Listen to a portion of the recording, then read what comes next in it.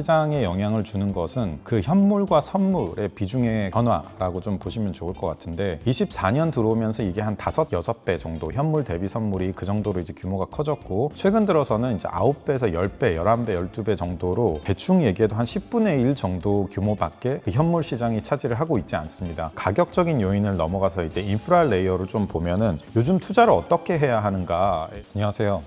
제가 크립토 오디세이라는 채널을 계속 운영을 하면서 단기적인 이제 시장 움직임들에 대해서 이야기를 드리는 것도 있겠지만은 어쨌든 제가 드릴 수 있는 가치는 제가 10년 이상 이 업계에 몸담고 있으면서 직접 사업도 운영을 하고 투자 시장의 한국 및 내외에 있는 그 플레이어들과 이야기를 계속하면서 체감상 지금 단기적으로 봤을 때 이제 보여지는 충격이나 변화가 과연 지금까지 봤었던 흐름 대비 어떠한가에 대한 것들이 이제 제가 차별적으로 이제 드릴 수 있는 가치이지 않을까 해서 그런 관점에서 오늘도 조금 더 이야기를 드려보겠습니다. 일단 이 시장은 크게 가격 레이어와 본질적으로 이제 시장에 확장을 주는 그 인프라 레이어 이 두 가지로 구분을 해보시면은 좋을 것 같습니다. 그 두 개가 어떤 레이어가 무슨 얘기냐 하면 층이라고 보시면 되는데 첫 번째로 ETF나 뭐 레버리지 비중 이런 측면도 가격에 직접적으로 영향을 주게 되죠. 단기적으로 변동성을 높여주기도 하고 위아래로의 움직임을 보여주지만 근본적으로 결국 이게 여러분들이 몇 년 이상을 두고 그래도 한 2, 3년 이상 가지고 계셨거나 보고 계신 분들은 이 부분에 대한 것도 당연히 진입 시점 관점이나 트레이딩 관점에서 중요할 수 있지만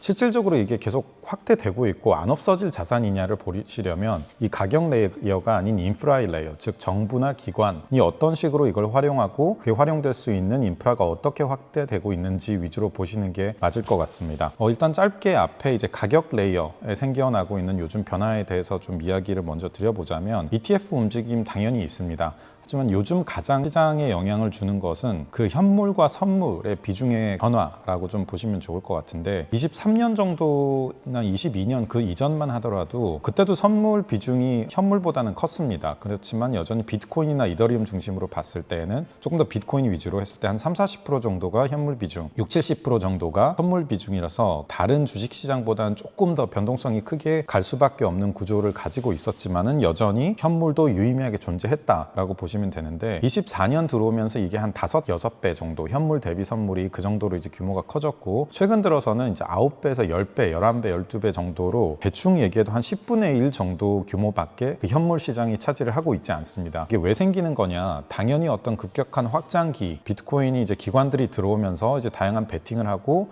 국제적으로도 이제 여러 매크로 변수가 계속 이어지고 있지만 시작된 25년부터를 살펴본다라고 하면 변동성 상황에서는 당연히 더 많은 포지션 테이킹을 할 수 있는 게 선물이고 레버리지다 보니까 선물 시장이 성장을 하게 됐었어요. 이제 그런 관점에서 현물보다는 이제 선물 쪽이 훨씬 더 좀 커지게 된 게 요즘에 그 상황 인지를 하시면 훨씬 더 좋을 것 같고요. 선물이 근데 커지다 보니까 요즘이 이제 시장에서도 얘기가 많이 나오게 그 인과관계가 바뀌진 않았지만 퍼프덱스라고 해가지고 조금 더 선물을 공격적으로 베팅할 수 있는 그런 탈중앙화 거래소들도 많이 나오고 있고 이게 블록체인 씬에서도 어떤 트렌드로 자리를 잡고 있습니다. 하지만 이 정도로 선물 시장이 좀 과도하게 레버리지를 가져가고 있다 보니까 실질적인 어떤 새로운 그 도입 방향보다는 훨씬 더 큰 변동성 을 가져가고 있고 시장을 좀 버텨줄 수 있는 관점에서 그 롱텀 홀더인 그 현물 비중들이 지금 많이 줄어 있다 보니까 시장에서의 어떤 베팅을 하기가 했을 때 어떤 위험 감수 요인도 되게 늘어나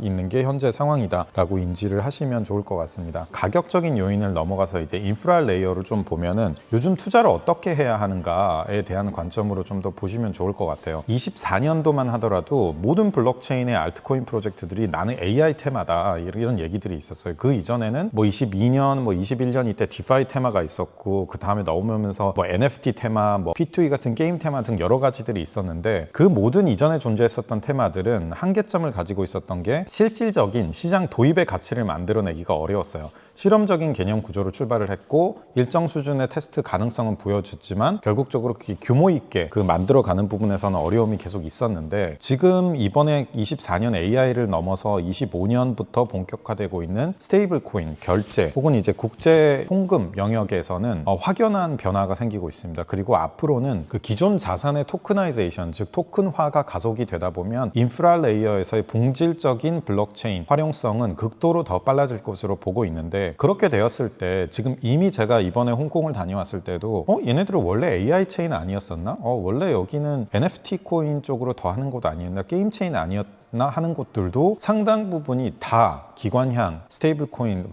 페이먼트 쪽으로 모두 다 이제 피벗을 한 상황이었었고, 내러티브가 완전히 바뀌어 있어요. 자, 이 바뀐 내러티브에서 그러면 나는 알트코인 투자를 어떻게 봐야 될 거냐? 예전처럼 저게 하나가 좋구나, 저게 하나가 좋구나 하면서 그 섹터에 있는 하나하나를 투자하는 방식보다는 본질적으로 진영 구조로 바뀌어야 됩니다. 진영 구조는 뭐냐 하면, 자, 스테이블 코인이나 결제 혹은 토크나이제이션 같은 것들은 다 연동이 되어 있어요. 내가 자산을 토큰으로 발행을 했고, 토큰화된 자산을 어떠한 스테이블 코인으로 투자를 하게 되고, 또 그걸 활용해서 또 어떻게 결제를 하게 되는 것들은 하나의 금융망 인프라로 본질적으로 연결이 되어 있어야 합니다. 그러다 보니까 나는 스테이블 코인은 여기에서 하는 걸 투자를 하고 페이먼트는 여기에서 투자를 하는 것보다는 이더리움 내에서 호환이 되고 있고 그 유동성이 직접 연결되어 있는 스테이블 코인들과 거의 페이먼트 시스템과 거기에 토큰화 된 이제 자산 발행 형태는 당연히 호환성이 굉장히 높게 연결이 되어 있을 거고요. 그 장점들을 가지고 있습니다. 반대로 또 솔라나 같은 것들은 더 빠른 처리 속도와 도입 가능성들을 이야기를 하면서 생태계 나름의 어떤 똑같은 진영 구조를 갖추고 있고, 거기서 이제 토큰화 자산들에 대한 이제 거래인 퍼프덱스 이런 것들도 다 자체적으로 구축을 하고 있는 상황입니다.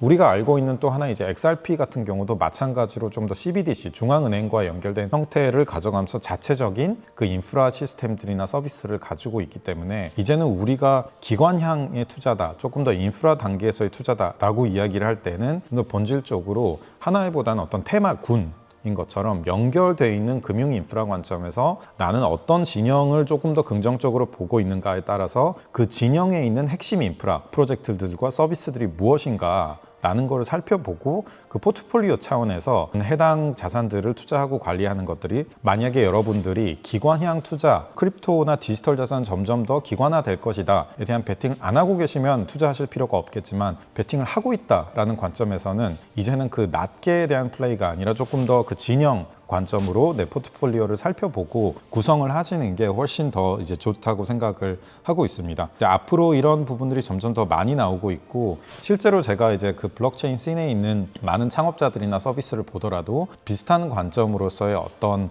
클러스터링, 그 결집이나 그 집단화에 대한 모습들이 많이 이루어지고 있기 때문에, 그런 관점에서 저희 회사 차원에서도, 그리고 이제 여러분들한테 조만간 더 소개를 드리겠지만 4월에 있는 이제 대규모 디지털 자산 투자자 컨퍼런스를 지금 준비 중에 있는데, 그런 관점에서도 지금 이더리움 진영에서는 어떻게 하고 있는 건가, 혹은 솔라나 진영에서는 어떻게 하고 있는 건가, 혹은 또 내가 알고 있는 XRP나 다른 진영에서는 어떤 움직임을 가지고 있는가를 직접적으로 살펴보시고 투자 판단을 해보시면 좋을 것 같습니다. 오늘은 이 진영에 대한 이야기를 제가 어떻게 보면 제 채널에서 처음으로 제대로 설명을 드렸는데, 앞으로 이어질 컨텐츠에 대해서는 이런 부분에 조금 더 집중적으로 생태계가 그 진영별로 어떻게 구성되어 있는지를 알고 싶다 하는 분들이 계시다면 마찬가지로 댓글 남겨주시면 제가 맞춰서 조금 더 설명을 드려볼 수 있도록 하겠습니다. 지금 설 연휴인데 이제 가족분들도 많이 만나고 계실 거고, 또 설 연휴지만 쉬지 못하고 이제 열심히 일하시는 분들도 많이 계실 텐데, 그래도 이렇게 시청해 주셔서 감사드리고, 올해 새해 복 많이 받으시고, 지금 힘든 시장이지만 잘 이겨내서 올해 지나가는 하반기 넘어가면서부터는 훨씬 더 긍정적인 투자 수익들을 얻으실 수 있기를 기원하겠습니다. 아무튼 새해 복 많이 받으시고 즐거운 연휴 보내시길 바랍니다. 감사합니다.